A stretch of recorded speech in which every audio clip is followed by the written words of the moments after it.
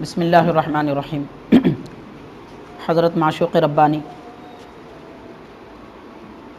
آپ کا تذکرہ آج ہم آپ کی خدمت میں گوشِ گزار کر رہے ہیں۔ حضرت معشوق ربانی کا نام مبارک سید جلال الدین اور آپ کا لقب جمال البحر، اور اس کے علاوہ معشوق ربانی، عاشق صمدانی، قطب یزدانی، آپ کے متعدد القابات ہیں۔ آپ کا سلسلہ نسب 10 واسطوں سے حضرت سیدنا پیران پیر غوث اعظم دستگیر رضی اللہ تعالیٰ عنہ سے ملتا ہے، اور سلسلہ خلافت بھی آپ کا یہی سلسلۃ الذہب ہے۔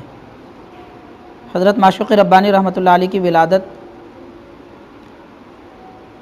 ایک سیرت لکھنے والے مؤلف کے تحریر اور قول کے مطابق 7 رجب 896 ہجری ہے، اور آپ کے والد گرامی کا نام سید حسن عبد القادر۔ عدد کتابیں لکھی گئی ہیں، ان کتابوں میں خاص طور پر محبوب ذوالمنن اور مشکات النبوہ، اس کے علاوہ جمال البحر معشوق ربانی کے نام سے ایک کتاب لکھی گئی ہے، اور آپ کی عمر شریف جملہ 103 سال ہے۔ اس میں سے 916 ہجری میں تقریباً آپ دکن تشریف لائے، اور اس کے بعد آپ تقریباً 83 سال شہر ورنگل میں قیام فرما رہے۔ آپ کے سن وصال کے متعلق مورخین کے پاس اختلاف ہے، جیسا کہ متعدد اولیاء کرام کی سیرت میں یہ بات ہمیں ملتی ہے۔ افسوس کی بات یہ ہے کہ لوگ ایک ہی تاریخ ولادت یا تاریخ وصال کو سب کچھ سمجھ بیٹھتے ہیں، تو بہرحال اس میں کوئی قول مرجح ہوتا ہے، کوئی غیر مرجح ہوتا ہے۔ تو سیرت کی معتبر کتابوں میں اور تذکرہ اولیاء کی معتبر کتابوں میں جو آپ کا سن وصال ذکر کیا گیا ہے وہ 999 ہجری ہے۔ حضرت معشوق ربانی رحمۃ اللہ علیہ کا لقب جمال البحر ہے، اور جمال البحر ایک اور بزرگ کا نام مبارک بھی ہے جن کا مزار انور بھونگیر میں موجود ہے۔ یہ بھی قادری بزرگ ہیں اور زمانہ قدیم سے ملک دکن کو فیضیاب فرما رہے ہیں۔ حضرت سیدنا معشوق ربانی رحمۃ اللہ علیہ حضور نبی پاک صلی اللہ علیہ وسلم کے ارشاد مبارک کے مطابق آپ ملک دکن ورنگل تشریف لائے۔ کتب تاریخ سے یہ بات ہمیں اچھی طرح واضح ہوتی ہے کہ حضرت سیدنا معشوق ربانی رحمۃ اللہ علیہ اپنے والدہ محترمہ کے حکم پر اپنا وطن اور اپنا گھر چھوڑ کر طلب الہی میں، طلب خداوندی میں کا سفر کرتے ہوئے حضور نبی کریم رحمۃ للعالمین صلی اللہ علیہ وسلم کے دربار اقدس میں حاضر ہوتے ہیں، اور جب آپ نبی پاک صلی اللہ علیہ وسلم کے دربار اقدس میں حاضری دیتے ہیں تو لکھا جاتا ہے کہ اس وقت تقریباً آپ کی عمر شریف 12 سال سے کچھ زیادہ تھی۔ سرکار دو عالم صلی اللہ علیہ وسلم کے دربار میں حاضر ہونے کے بعد جالی مبارک کے پاس آپ کئی دن تک مراقبے میں رہے۔ ایک وقت وہاں خدمت گزاری پر روضہ پاک پر جو شخص مقرر تھے انہوں نے کہا کہ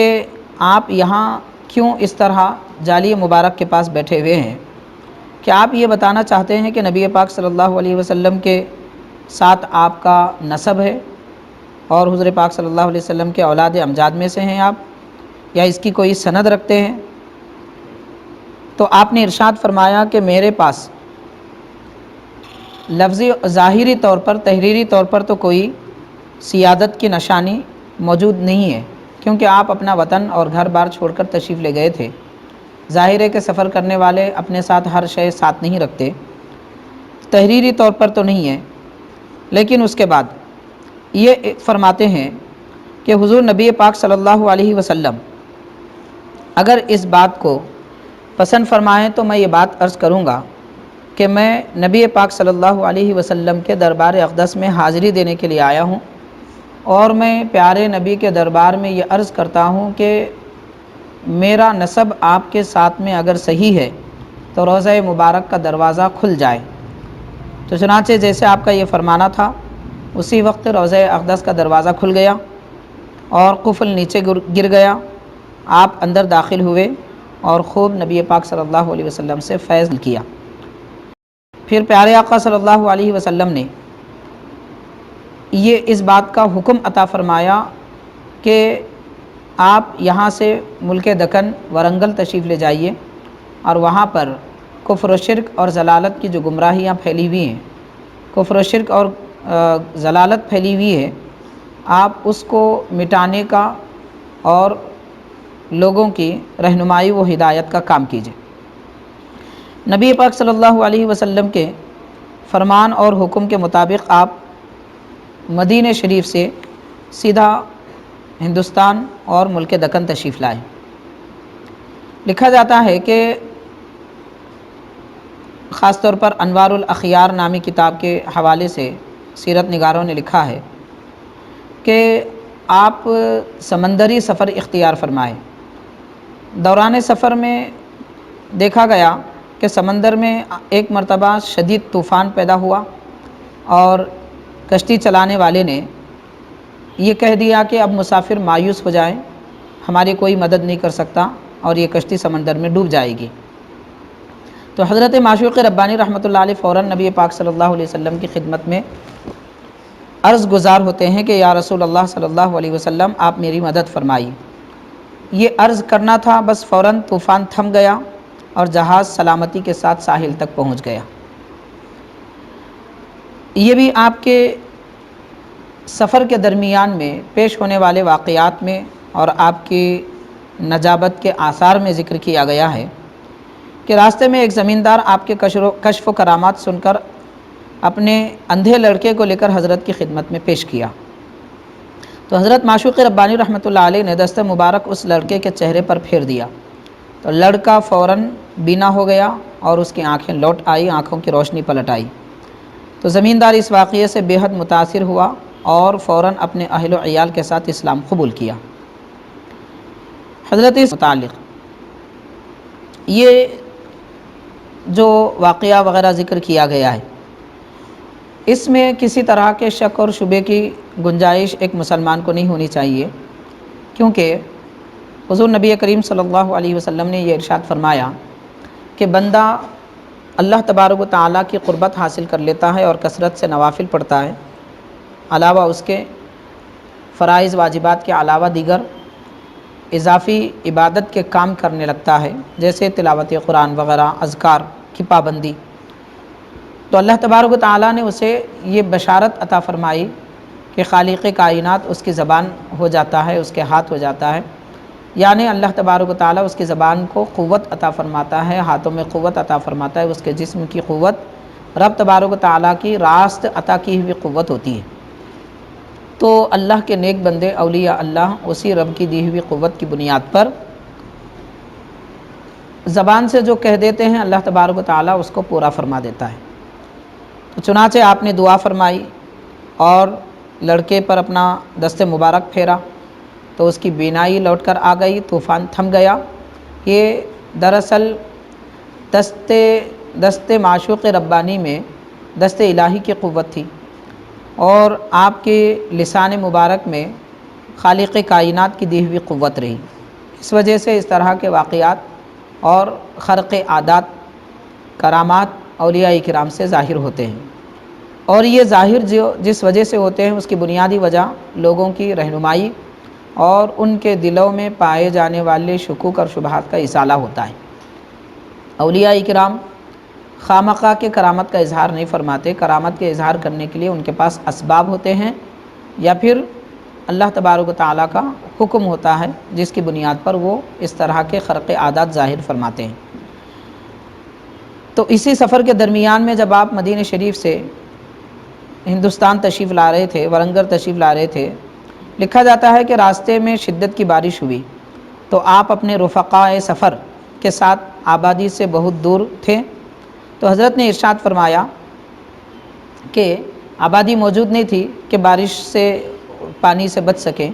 اسی لیے آپ نے اپنے سارے رفقائے سفر کو ایک جگہ جمع فرمایا اور اپنے ایک مرید کو حکم فرمایا کہ اطراف میں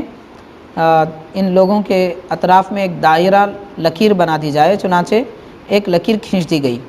تو جہاں تک لکیر تھی وہاں تک بارش نہیں تھی اور لکیر کے باہر بارش ہو رہی تھی۔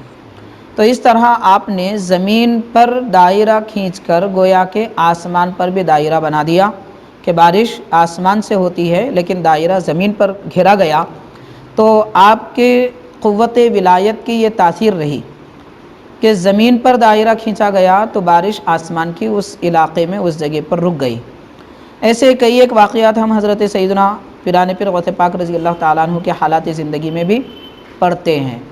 تو جو تواتر کے درجے میں رکھے گئے ہیں، تواتر کے طور پر رکھے گئے ہیں، تو لہٰذا اس میں کوئی شک اور شبے کی گنجائش نہیں ہے۔ جب ساری دنیا کے اولیاء کرام، علماء، صوفیہ سب حضرت غوث پاک رضی اللہ تعالیٰ عنہ کی اس کرامت کو مانتے ہیں، بیان کرتے ہیں، اور صدیوں سے بارش کے تھم جانے کے متعلق جو کرامت تھی اس کو لکھا گیا ہے، تو جب وہ کرامت ممکن ہے تو آپ کے شہزادے کی ذات پاک سے بھی اس طرح کی کرامت کا ظہور ہوا، اور یہ بالکل ممکن ہے، اس میں کوئی شک اور شبہ نہیں ہونا چاہیے۔ مومن کا دل شکوک اور شبہات سے پاک ہوتا ہے، کیونکہ اس کی بنیادی وجہ یہ ہے کہ اولیاء کرام کی جو کرامت ہوتی ہے وہ تائید ربانی ہوتی ہے، خالق کائنات کی طرف سے قوت ہوتی ہے، جیسا کہ قرآن مجید میں خود موجود ہے۔ اللہ تبارک و تعالیٰ نے فرمایا اولئک ھم المتقون، کہ یہ لوگ پرہیزگار بندے ہیں، لہم ما یشاؤون عند ربہم، کہ ان کے رب کے پاس ان کے لیے وہ سب کچھ ہے جو وہ چاہتے ہیں۔ تو اولیاء کرام جو چاہتے ہیں اللہ تبارک و تعالیٰ انہیں وہ عطا فرماتا ہے۔ تو حضرت معشوق ربانی رحمۃ اللہ علیہ کی چاہت کے مطابق کہ آپ دراصل یہ چاہتے تھے کہ نبی پاک صلی اللہ علیہ وسلم کے ساتھ نبی پاک صلی اللہ علیہ وسلم کے حکم کے مطابق سفر کرنے والوں کو کوئی راستے میں اذیت نہ ہو، تکلیف نہ ہو، اسی لیے آپ نے سمندری طوفان سے ان کی حفاظت فرمائی، بارش سے بچایا، اور جس علاقے میں تشریف لا رہے ہیں تو وہاں باطنی روحانی قوت کا اثر بھی دکھانا ضروری تھا، اور اہل اسلام کی تعداد بڑھانا بھی ضروری تھا۔ تو اسی لیے لوگ جب مصیبت زدہ آپ کے پاس آئے تو آپ نے مصیبت زدہ لوگوں کے چہرے پر، سر پر جب اپنا دست مبارک پھیرا تو وہ آپ کی ولایت کے قائل ہو گئے اور مشرف و اسلام ہو گئے۔ تو اس طریقے سے اہل اسلام کی تعداد بڑھائی گئی۔ حضرت سیدنا معشوق ربانی رحمۃ اللہ علیہ کے متعلق یہ بھی لکھا جاتا ہے کہ آپ 12 سال استغراق کیا ہوتا ہے؟ دراصل یاد الہی میں خود کو مصروف رکھنے کو استغراق کہتے ہیں، اور جو بندہ اللہ کی یاد میں، اللہ کے ذکر میں مصروف ہو جاتا ہے اسے مستغرق کہتے ہیں۔ یعنی جیسے کوئی پانی میں ڈوب جاتا ہے، سمندر میں ڈوب جاتا ہے تو اپنے آپ کو اپنے رونگٹے پر جو ہے سمندر پانی موجود ہوتا ہے، تو ایسے ہی جب کوئی خدا کا بندہ اللہ تعالیٰ کا ذکر کرتا ہے تو ذکر الہی میں وہ خود کو ڈبا دیتا ہے، تو اس کے ایک ایک رونگٹے پر ذکر الہی کی تاثیر ہوتی ہے، اور اس کیفیت میں بندہ خدا کے سوا کسی اور کا علم نہیں رکھتا، کسی اور کے متعلق نہیں جانتا، اور اسے خود کا بھی احساس نہیں ہوتا۔ چنانچہ لکھا جاتا ہے کہ جب آپ ورنگل کے قریب تشریف لائے تو آپ کی معیت میں مریدین اور معتقدین کی اتنی کثیر تعداد تھی کہ ان کا لباس اور ضروری سامان 70 یا 80 ہاتھیوں پر لادا گیا تھا۔ اب غور کیجئے کہ نبی پاک صلی اللہ علیہ وسلم کے حکم عالی شان کے مطابق آپ مدینہ شریف سے ہندوستان تشریف لائے، تو ابتدا میں تو آپ تنہا تھے، کیونکہ آپ اپنے گھر سے تشریف لے گئے تو وہ تنہا تھے، لیکن وہاں سے جب آپ رخت سفر باندھا اور ہندوستان کا رخ کیا، ورنگل کی جانب آئے، تو یہاں پہنچنے تک راستے بھر میں کتنے لوگوں کو آپ نے مشرف و اسلام کیا، اور کتنی تعداد کفار اور مشرکین کی مشرف و اسلام ہوئی، اور انہیں ہمیشہ کے لیے آپ نے جنتی بنا دیا، تو اس کا اندازہ اس بات سے کیا جا سکتا ہے کہ 70 یا 80 ہاتھیوں پر ان سب کا سامان لادا جاتا تھا، اور آپ ورنگل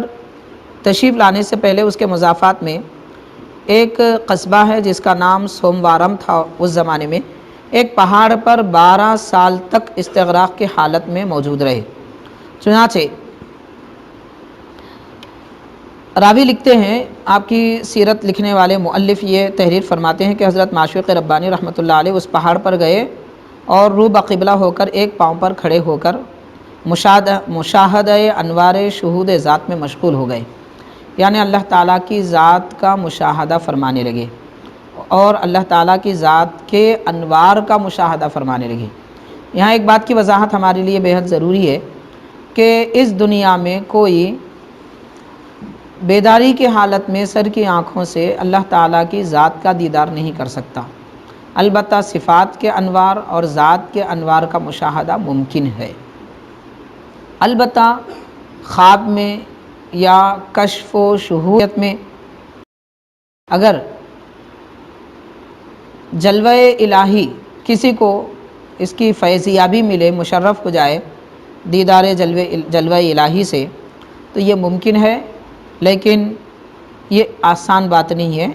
اللہ کے نیک بندے جن کو رب تبارک و تعالیٰ اپنے مشاہدے کے لیے چن لیتا ہے، انہی کو یہ شرف بخشا جاتا ہے۔ تو چنانچہ آپ پر اتنا استغراق غالب ہوا کہ 12 سال تک اسی طرح کھڑے رہے، 12 سال تک اسی حالت میں کھڑے رہے، گویا کہ خالق کائنات کے جلوے جب آپ نے دیکھے تو خود اس میں ڈوب گئے اور حرکت تک نہ فرمائی۔ جب 12 سال تمام ہوئے تو پہاڑ سے نیچے اترے اور ورنگل کی جانب تشریف لائے، جس کو آپ کے تشریف لانے کے بعد وہاں پر جو علاقہ تھا قلعے کے جانب کا، ورنگل کے قلعے کے جانب کا علاقہ، اسے موضع کہا جاتا تھا، تو لہٰذا آپ وہاں پر تشریف لے گئے اور جہاں آپ کا مزار انور ہے اسی جگہ قیام فرمایا۔ حضرت معشوق ربانی رحمۃ اللہ علیہ کی اس استغراقی کیفیت کے متعلق بھی اگر کسی طرح کا شبہ ہو تو ہمیں یہ جان لینا چاہیے، سمجھ لینا چاہیے کہ کئی ایک اولیاء کرام بزرگان دین،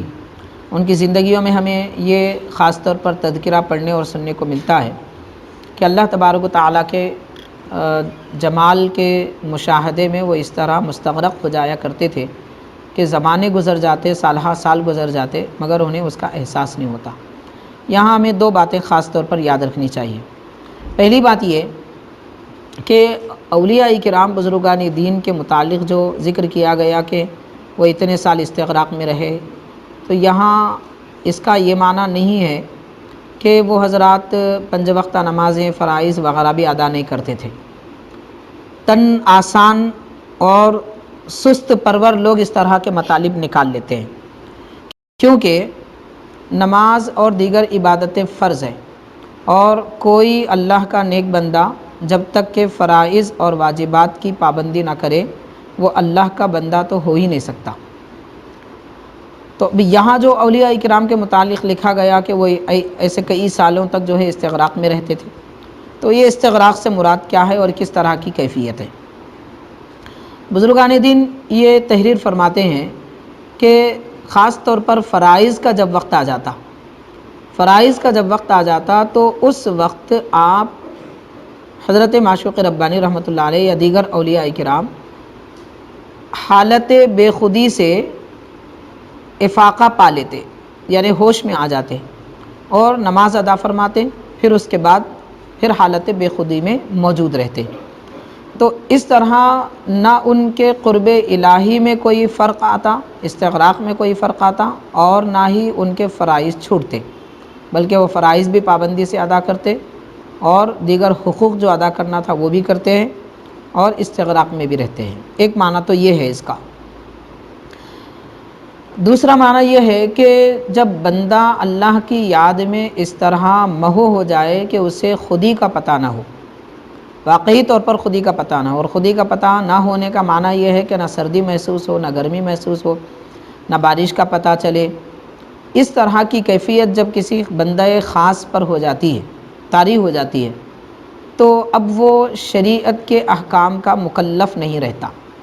تو جب شرعی احکام کا مکلف نہیں رہتا تو پھر یہ سوال پیدا کرنا کہ پھر ان دنوں میں وہ فرائض کس طرح ادا کیے، تو یہ سوال پیدا کرنا ہی نادانی ہے۔ بہرحال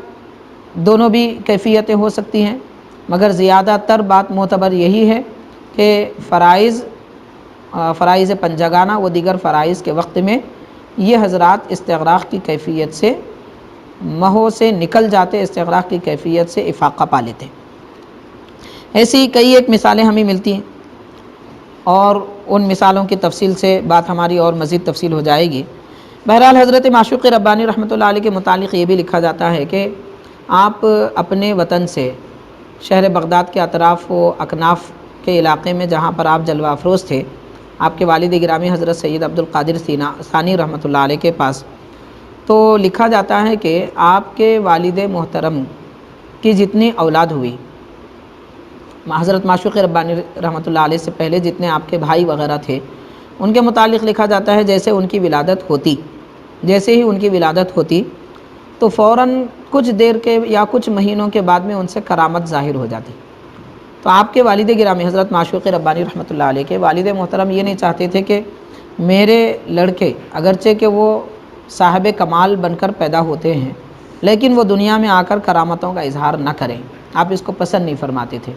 تو اس سے ہمیں یہ سبق ملتا ہے کہ اولیاء کرام بذات خود اپنے ارادے سے کرامت کے اظہار کو پسند نہیں فرماتے تھے، بلکہ کئی ایک صوفیہ بزرگان دین جیسے داتا گنج بخش رحمۃ اللہ علیہ، شہاب الدین عمر سہروردی رحمۃ اللہ علیہ، اور حضرت امام قشیری رحمۃ اللہ علیہ، اور کتاب اللمعہ کے مؤلف وغیرہ کئی ایک قدیم اور جدید بزرگان دین نے اپنی تصانیف میں لکھا ہے کہ کرامت دراصل اولیاء کرام کی چادر ہوتی ہے، اور کوئی آدمی نہیں چاہتا کہ اپنی چادر اپنی ذات سے ہٹا دے۔ تو اولیاء کرام اپنی کرامت کا اظہار کرنا نہیں چاہتے، وہ تو چھپنا چاہتے ہیں، کرامت کے اندر خود کو چھپا لینا چاہتے ہیں، لیکن اللہ تبارک و تعالیٰ جب حکم فرماتا ہے یا ضرورت درپیش ہوتی ہے تو کرامت کا اظہار فرماتے ہیں۔ تو خیر حضرت معشوق ربانی رحمۃ اللہ علیہ کے والد گرامی کو یہ بات پسند نہیں تھی۔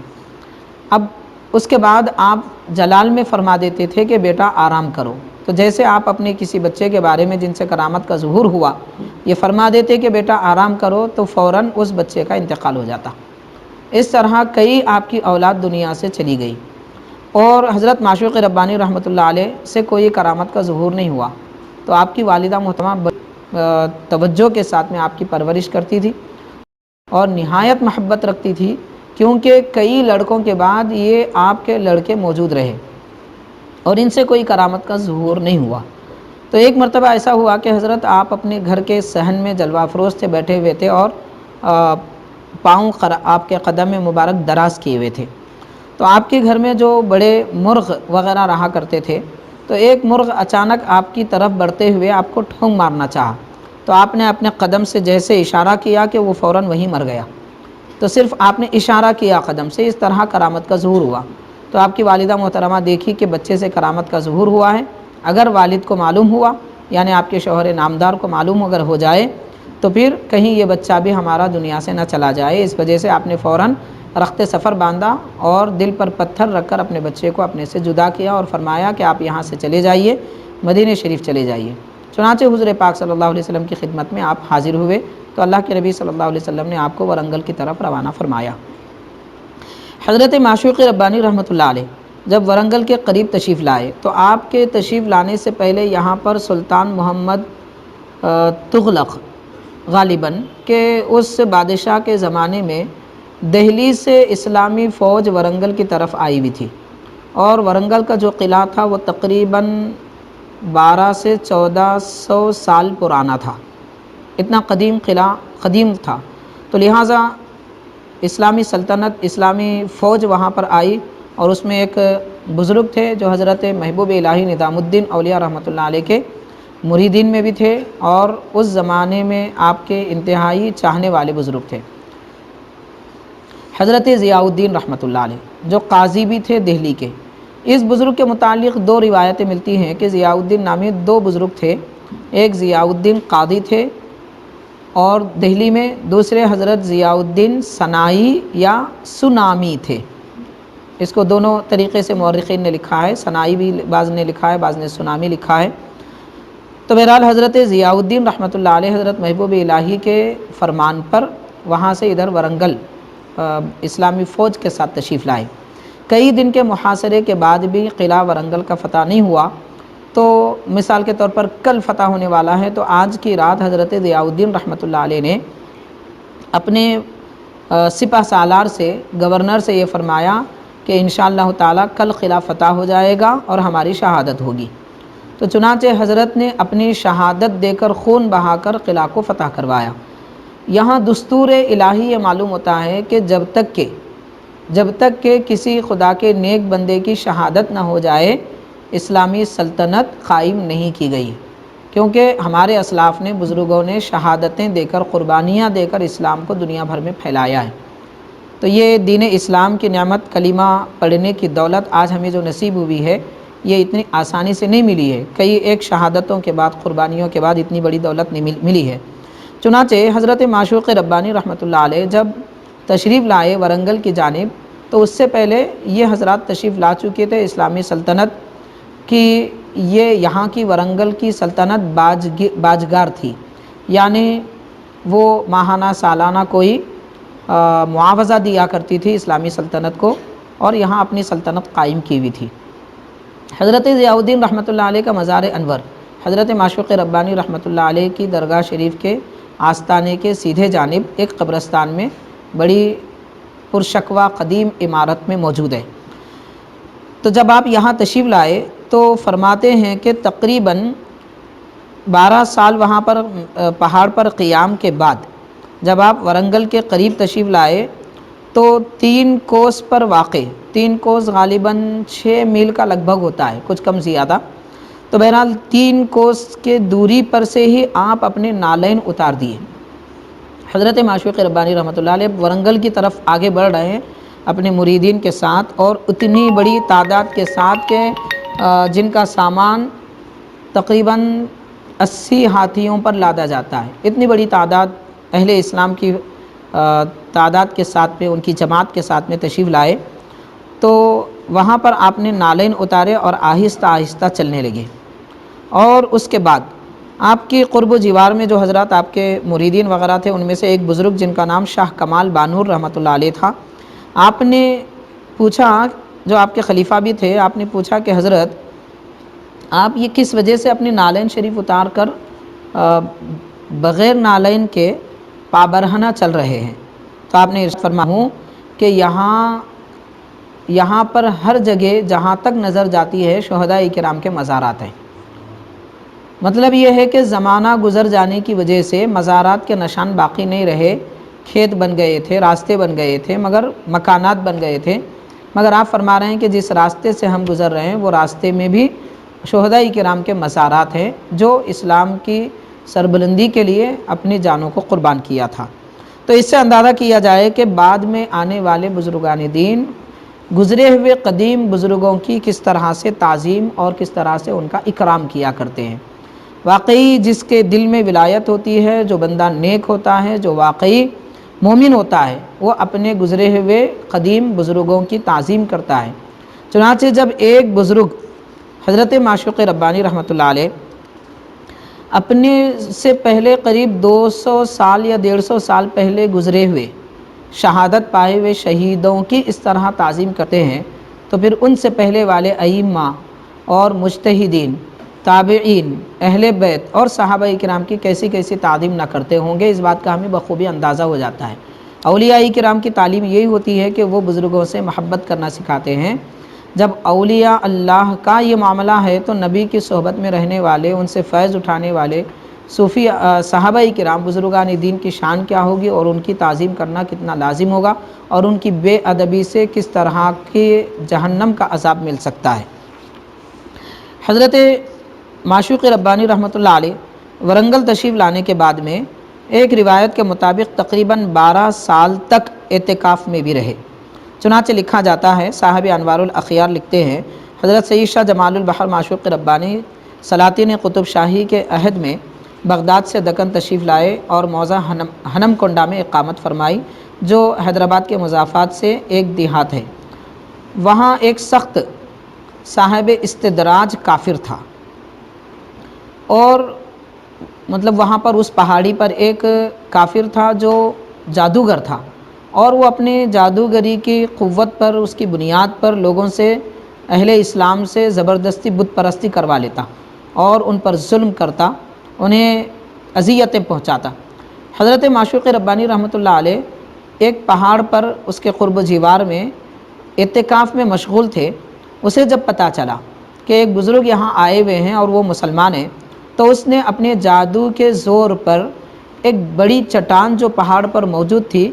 جادو کے زور پر پڑھ کے جب اس پہ دم کیا تو وہ چٹان خود بخود لڑکنے لگی، اور پہاڑ کے دوسری جانب، جس جانب حضرت معشوق ربانی رحمۃ اللہ علیہ اعتکاف میں تھے، وہ چٹان اس کی جانب پلٹنے لگی، حضرت کی جانب بڑھنے لگی۔ حضرت ابھی استغراق میں ہیں، اعتکاف میں ہیں، اسی درمیان میں آپ کو رب تبارک و تعالیٰ کی طرف سے حفاظتی طور پر الہام ہوا، تو آپ نے اپنی انگلی کے اشارے سے اس چٹان کو رد کر دیا، تو الٹا اشارہ جیسے کیا تو وہ چٹان فوراً پلٹ کر اسی جادوگر کی طرف گئی اور اسے ہلاک کر دیا۔ بعض روایت میں آتا ہے کہ وہ اپنے اس گستاخی سے، بے ادبی سے توبہ کیا اور پھر وہ مسلمان ہو گیا۔ تو بہرحال حاضرین، حضرت سیدنا معشوق ربانی رحمۃ اللہ علیہ کے متعلق ایسی بہت ساری اور تفصیلات ہمیں ملتی ہیں۔ اس کے ساتھ میں حضرت معشوق ربانی رحمۃ اللہ علیہ ملک دکن کے قدیم بزرگوں میں، اولیاء کرام میں سے ہیں۔ آپ کی زندگی سے ایسے کئی ایک تعلیمات اور آپ کی فضیلتوں کا ہمیں پتہ چلتا ہے،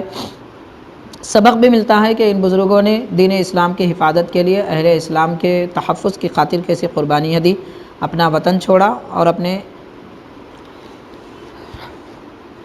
والدین کی جدائی برداشت کی، اور نبی پاک صلی اللہ علیہ وسلم کے حکم پر ہندوستان اور ملک دکن تشریف لائے۔ تو اللہ کے نیک بندے ایسی عظمت اور شان رکھتے ہیں۔ اللہ تعالیٰ ان سب بزرگوں کا ہمیں فیض عطا فرمائے۔ صلی اللہ تعالی وسلم علی خیر خلقہ سیدنا محمد و آلہ و اصحابہ اجمعین۔ الحمدللہ رب العالمین۔